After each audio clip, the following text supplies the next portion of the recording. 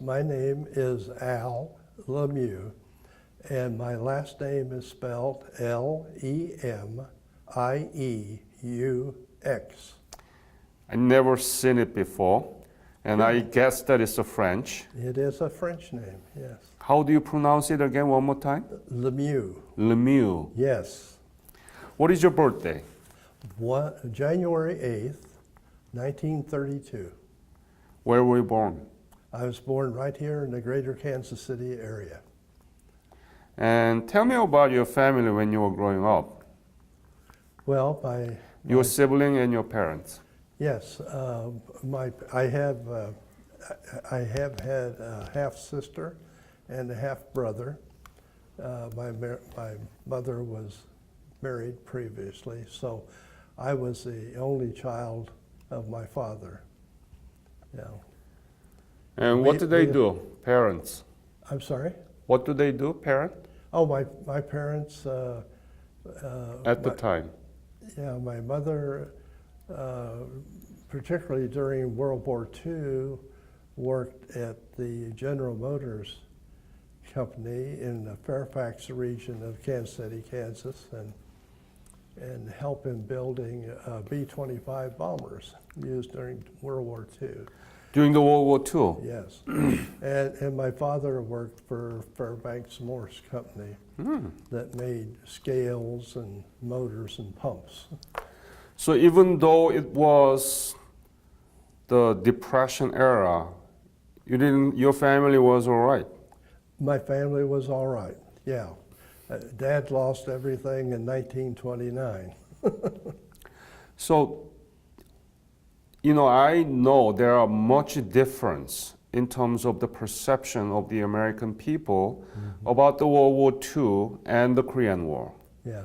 And one example is that whole nation was mobilized to work and to support for the veterans in World War II. Yes, absolutely. And your mom is one of them, right? And she was one of those, yes. Tell me about it.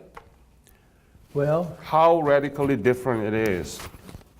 well, yes, well, during World War II, I was a Cub Scout and a Boy Scout, and we collected materials for the war effort, like old metals of any kind, old furnace, old tires, any kind of metal that people would give to us.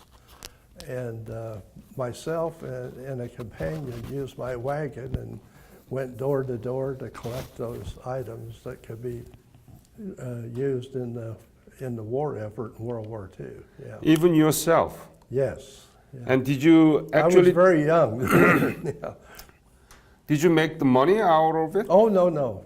It was just. We collected those materials. Our scout troop did for the war effort during World War II. Wow. Yeah. Not being paid, but you were collecting those medals to make and to support. Yes. Yeah. And but it was a very patriotic period, for our country. So, yeah. And everybody pay attention to World War II, right? Yes, they sure did.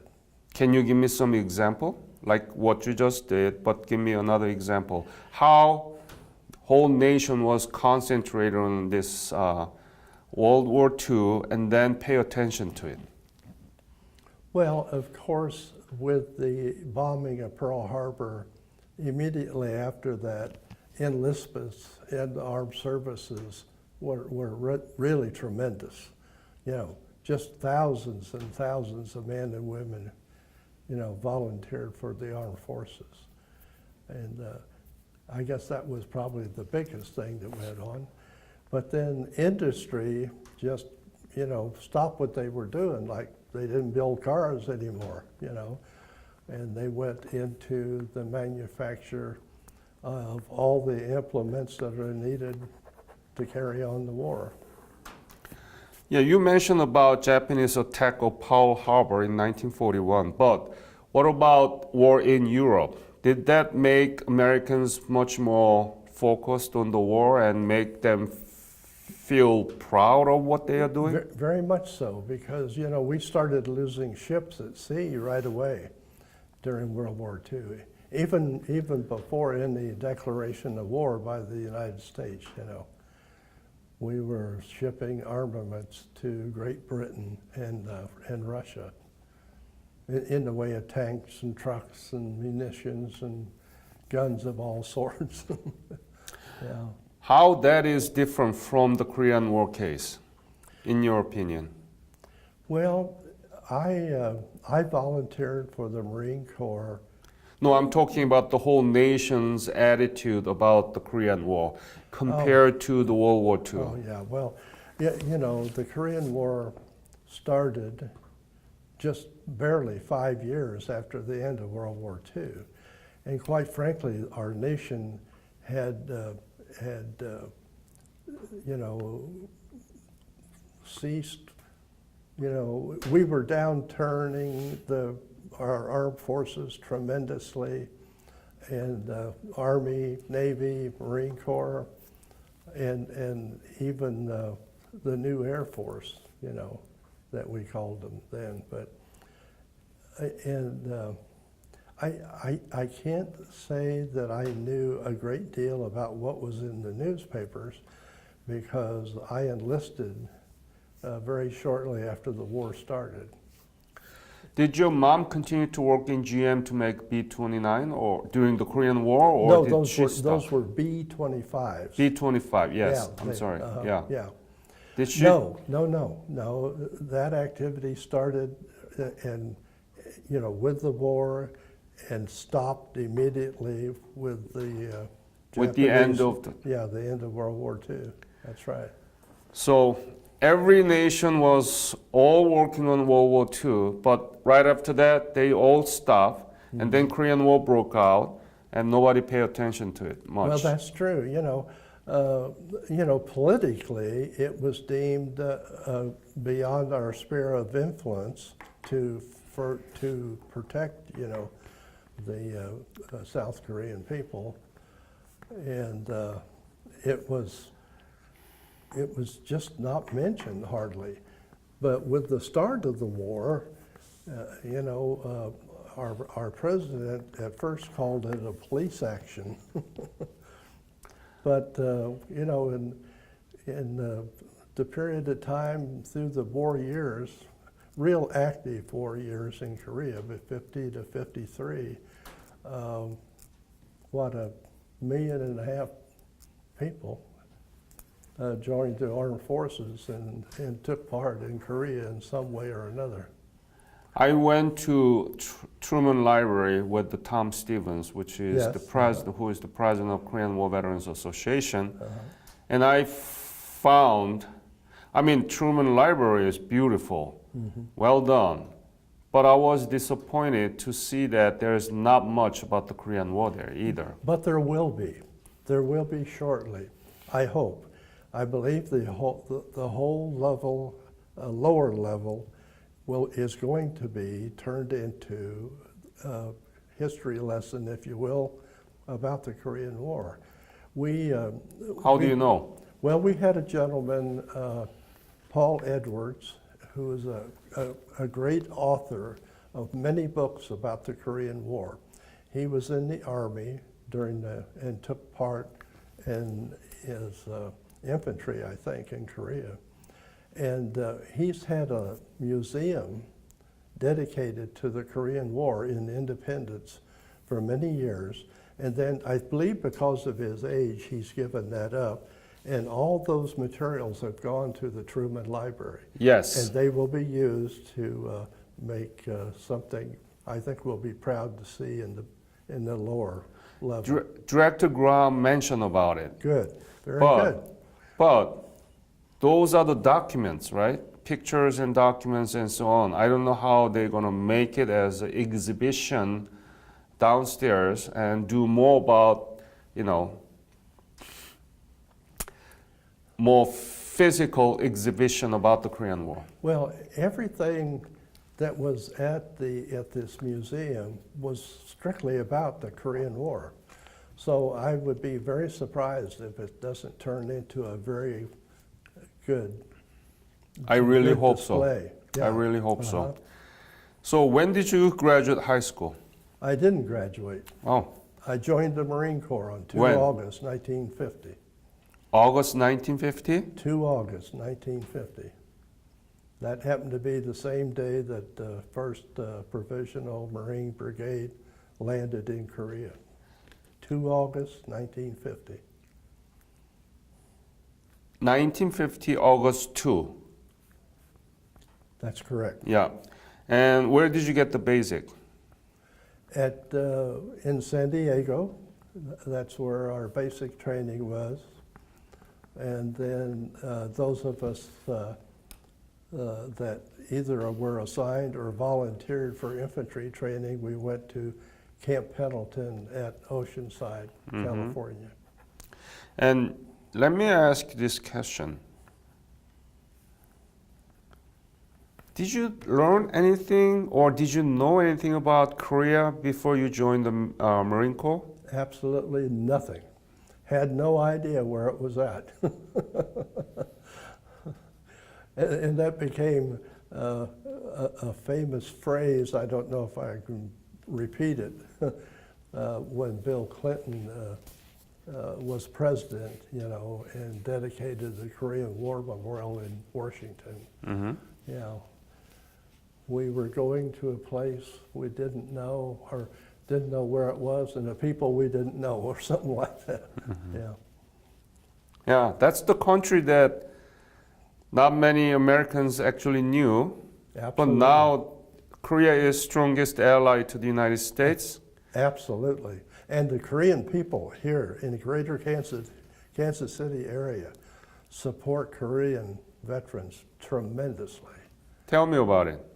Well, for about 7 years, a Korean American foundation of men and women provided luncheons, breakfast, and other activities to honor Korean veterans. And they just they were just thoroughly devoted to that activity. Yeah. And Kansas Mission Church,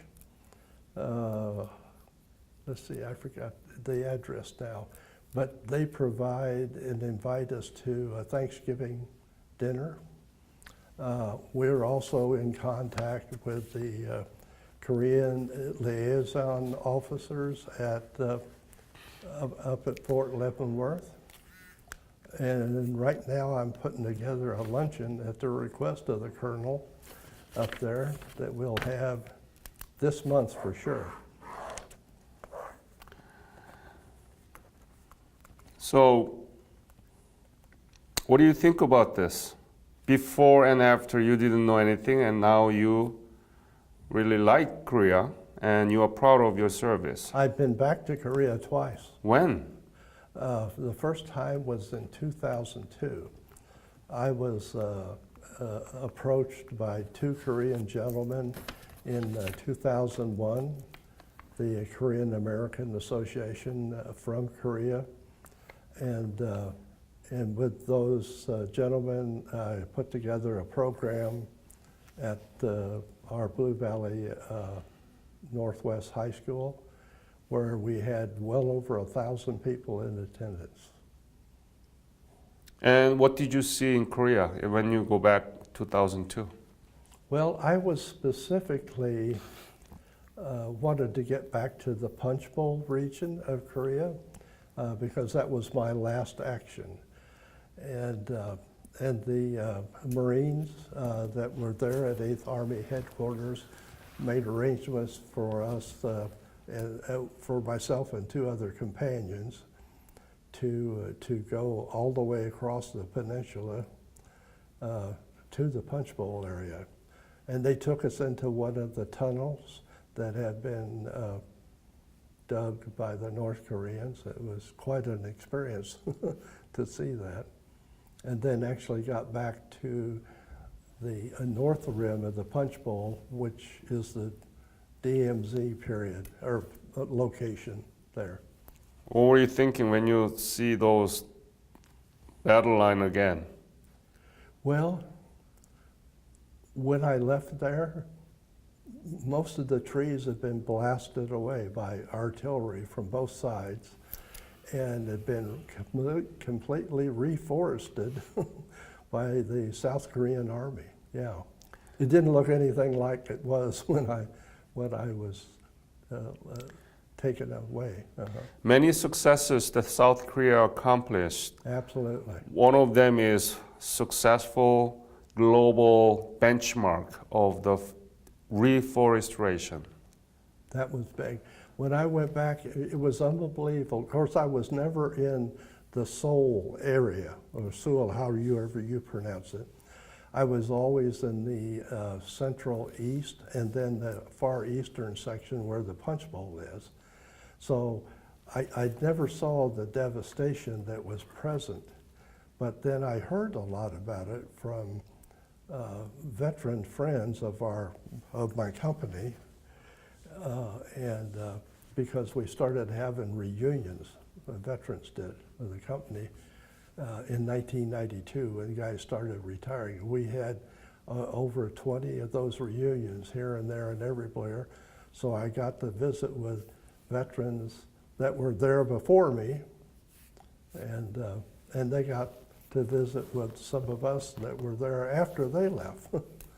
So, and then of course I've seen the devastation, both newsreel-wise and from photographs. Yeah.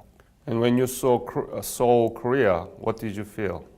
I never saw absolutely a forest of the biggest buildings I've ever seen in my life. Very, very popular. And everybody walking around with a cell phone. And this was in 2001. Even dogs in the Seoul street carries their own cellular phone. It's just kidding. I mean, Yeah, but I wouldn't doubt it. Korea is really strong in IT, information technology Very too. much so. Yeah. Yeah. And you went back to Korea 2002, and then what? When did you go back again? I went back again. My youngest daughter wanted to take Dad back one last time, and I went back in the fall of 2010. So you didn't go there through Korean government's revisit program? Well, the first time that I went was because of my activities in putting together this large program that we had in 2001, July 16th, I believe it was. And so I got a call from the gentleman, personal call from him in like August of 2002, and I was invited to come back. And so when I got there with another gentleman that worked with me on that program, we were invited outside the regular revisit program, but we joined that program when we got to Korea. In 2010? No, in 2002. Two. In 2010, of course, I went with my daughter. Just on private trip? Yeah, no, regular revisit program. Again? Yes, yeah. And of course, the Korean people treat us tremendously.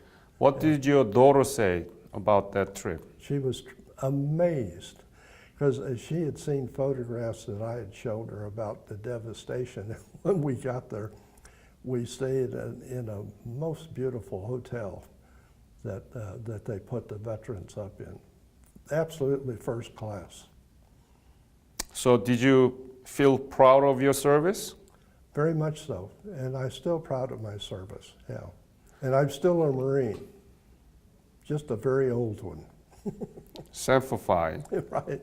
And why we don't teach about this successful case that U.S. has ever involved in since World War II? Why? I really don't know.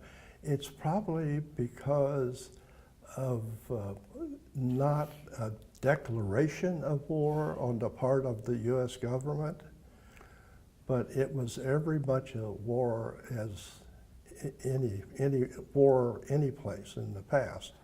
But don't you think that is because Korea, not European, so that World War II was a big thing for Americans because that's where it came from, and that's where that they share all civilization and religion, Christianity, Well, Western civilization.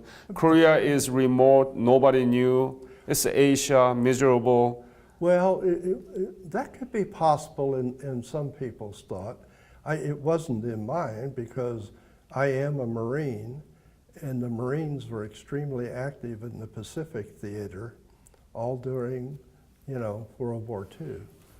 So, but I can't say that I knew or heard anything about Korea. I really didn't. But I think maybe we drove a nail in that coffin of the communists for the service we performed in Korea. When did you leave for Korea? Well, I was wounded in September of 1951 in the Punch Bowl. No. region. When did you leave for Korea? Oh, leave for Korea. Yeah. I'm sorry. No. It's Well, okay. let's see. We actually shipped from San Diego on January 31st, I think it was. Wow. Or January 30th, right around there. And we stopped. Pendleton? You mean left from Pendleton? Well, we actually left from San Diego. San 'cause Diego. That's where the harbor Yeah. was for shipping, and we went to Kobe, Japan, and left our sea bags there, and then on to Korea by an LST that was operated by the Japanese. Where did you land it? I landed at Pohang. When? Oh, goodness, now. You're really testing my memory Yeah. now. I will help you. Well, let's see. February. It was February 14th. See, you can do that. Yeah, February 14th. You have to do that more often so that you don't. Yeah, it's stuck up there in my brain someplace, yes. How was Pohang when you first saw? That's the Korea you never knew before. What did you feel? What is the image? What is the smell of it? What were you thinking about this strange country? Well, there was a smell far at sea. There was. What is Yeah. it? Well, I think it was the rice paddies, but as we went ashore, the buildings close by, fishing was a big thing there, and they had fish, like hanging all around the eaves of the house to dry. Yeah, that's very actually tasty one. Yeah. We love it. I guess so. Yeah, But there was very strange smell to you, right? it was a very Yeah. different smell. Honestly, it was. Yes. And of course we joined the First Marine, units of the First Marine Division. Oh, by the way, what was your unit? Howe Company. What? H-O-W. H. O-W. Howe Company. 3rd Battalion, Mm-hmm. 5th Marine Regiment of the 1st Marine Division. And what was your MOS? 0311. What I is was it? a rifleman. What about people in Pohang? How was it? Well, we only had like a few days of just getting used to the countryside.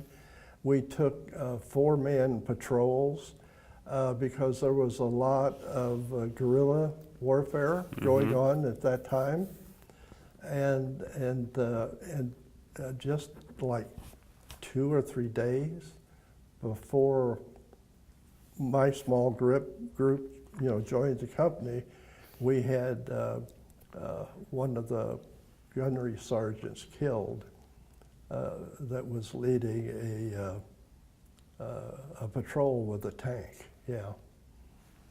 So from Pohang, where did you go? Well, from there we actually jumped off in the attack right at about March 1st at Wonju, with our first objective being Hoensong, and then all up through Central Korea. In And I- Wonju, you faced Chinese, right? In Wonju, we actually were seeing North Koreans and Chinese. How bad was it? Well, it wasn't all that bad for myself because we were actually in a reserve, our regiment was, in the 7th Marine Regiment. But then right away, I saw the results of warfare, and that was Marines, dead Marines wrapped in ponchos along the trail, you know, So from Wonju, where did you go? to Hoensong. Hwangsong, yes. Yeah, however you pronounce it. Hoensong's the way we pronounced it. And then, you know, and then it was just, you know, mountain after mountain, hill after hill. How do you like Korean mountains? All very much up and down, up and down. You hated it, right? It was so difficult, right? Well, but we were young. We were young men, you know, and we carried heavy loads in the infantry, but we were young men and we could do it. Yeah, we didn't do it as good as many of the South Koreans, though. And so from Hwangsong, you went to Pokchap Hill, No, Punch Bowl? Punch Bowl. That was my final destination. Yes. Uh-huh. And like I said, I got to go back there. That was real special. So in early 1951, describe the situation in Punch Bowl. Who was the enemy? How dangerous? How intensive? And what was your duty and so on? Describe in detail and students will listen to you. Okay. Well, perhaps I should start with, you know, as we advanced, you know, through Central Korea. And actually, the largest enemy offensive took place in April of 1951, where I've read the numbers of our opposing forces, which were primarily Chinese. You know, they attacked and overcame South Korean forces and American forces. And so we went back, set up new defensive lines, and then started north again.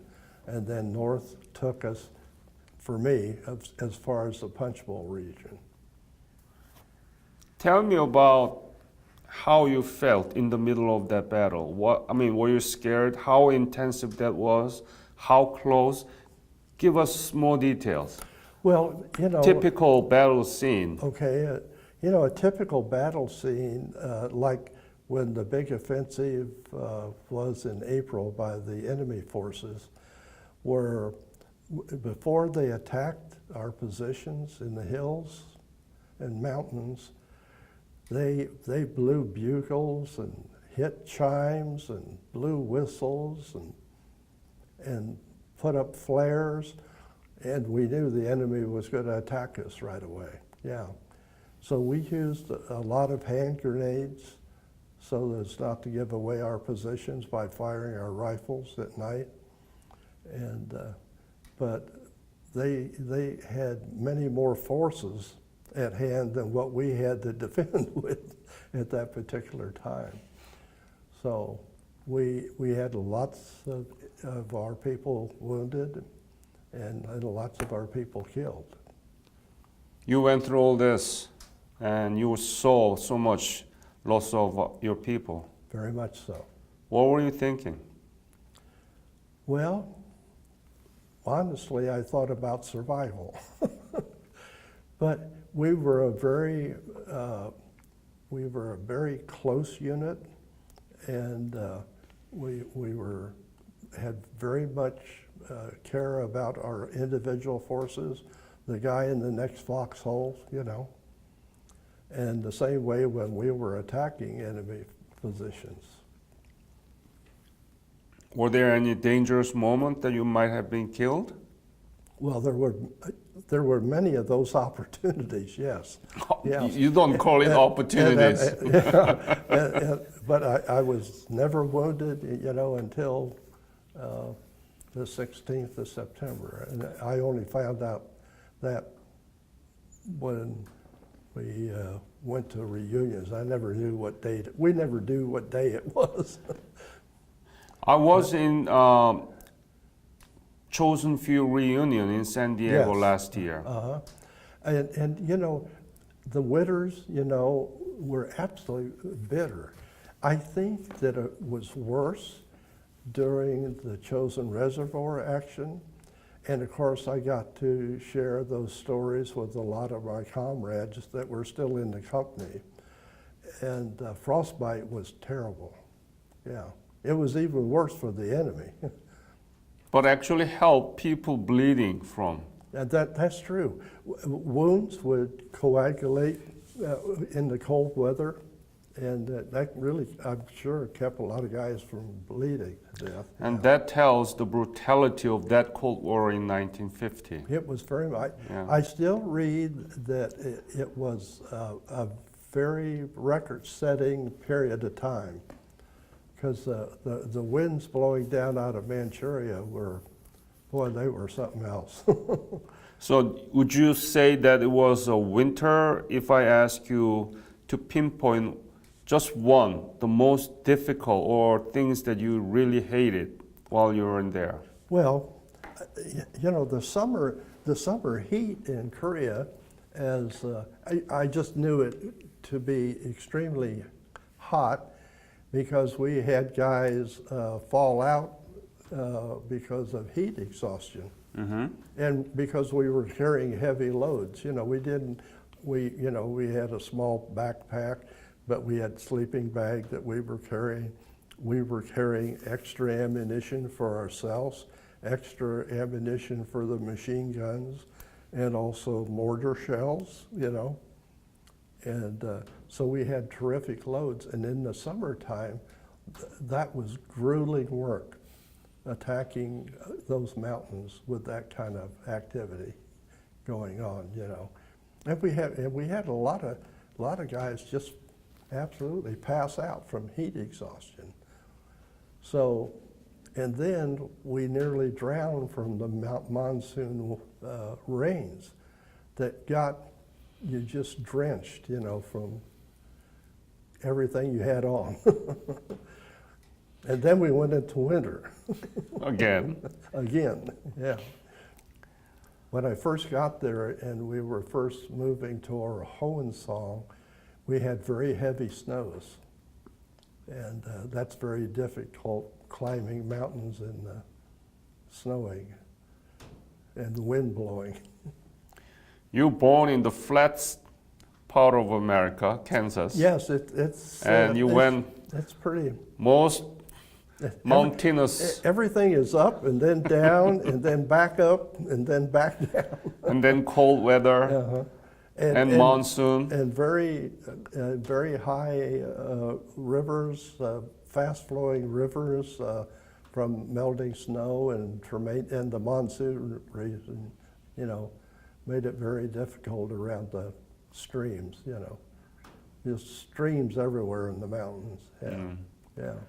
So can you say that was the most hardest part of your life? Well, yeah,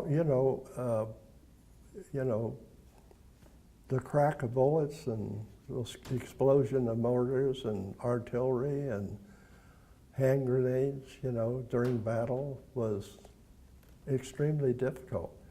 But the climate in Korea was difficult too on the foot soldier.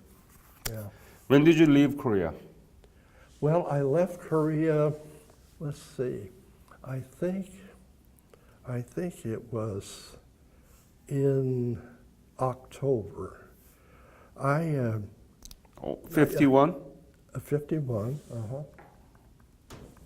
And I came home on an emergency leave.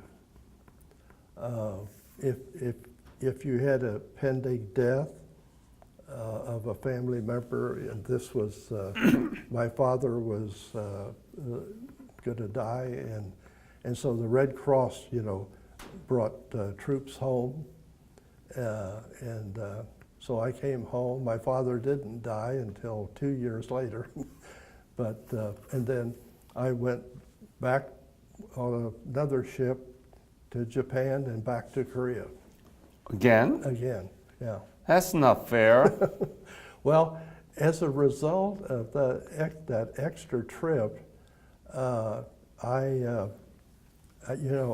flew home, on the emergency leave, and came back by ship again, by Japan and back to Korea, and then was there a very short time, and the replacement draft that I mentioned, our fifth draft for the Marine Division, it was time for that to be, for those men that were left to be returned home, rotation program. And since I had just recently arrived, they asked me if I wanted to, just go back home instead of going back to my company. And I said, sure, I'll go back home. Go back home. And so I flew back home again. When did you leave for Korea again? Well, it was around, I think, 1st of November, Oh, the second winter. That would have been 1951. Uh-huh. so you came back to see your father, but you Went went back right away. Yes, went back right away after that leave. Uh-huh. Didn't you complain? No, you don't complain. You might complain to yourself. And did you? No, I never did. No. I was actually to get back and see some of my companions. Yeah. Huh. Yeah. You are crazy, man. But as it turned out, I never got to see him because I wasn't returned to my company because we were due to be rotated. Where did you go in the second trip? Let's see. We landed, trying to think where we landed. Incheon? Busan? No, it was Incheon area. Yes, it was. Uh-huh. And where did you serve? From Incheon, where did you go? Well, I went, when you come back to Korea like that, there's a transit area that you report into, and then, you can be returned to your infantry company, or you can be stationed there for a while and put wherever you're needed, at the time. And I never got back to my company. So where did you go? I went back home. And When did you leave Korea again well, then? I left in, I don't actually remember the dates, but it was November. And I went, by air to Japan, and from there to Guam, and from Guam to Kwajalein, and from Kwajalein to Johnson Island, and then to Hickam Field, and then was in a guard unit, another transit situation. And I was there to close to Christmas, and when the admiral of the base was coming home, and he had lots of room on his airplane, he put as many of us veterans from Korea on his plane, and we flew into Miramar Air Base in San Diego, and from there I went up to Camp Pendleton, and from Camp Pendleton got leave right away, got home on Christmas Eve, 1951. Yeah. Different than lots of other veterans. You know. Yeah, you are the only one I that made it home. Yeah. That was the main thing. Yeah. Good. Yeah. What is Korea to you now? I read about Korea all the time because, you know, I'm associated with Korean people, you know, and you know, like the Korean Army colonel up at Fort Leavenworth, and they have their Armed Forces Day program every year for we veterans, and we're very good friends with the Korean people. Yeah, all the time. Personally, I still communicate via email with the Korean gentleman that we planned the program in 2001. what is the legacy of the Korean War? Well, the legacy for me is I had a part in the memorial that was built in Kansas City, right across from the Union Station.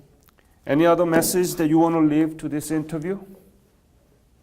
Well, I think it's very important we support Korea in every way, because there's a fella up there in North Korea that's very dangerous and a danger to the whole world.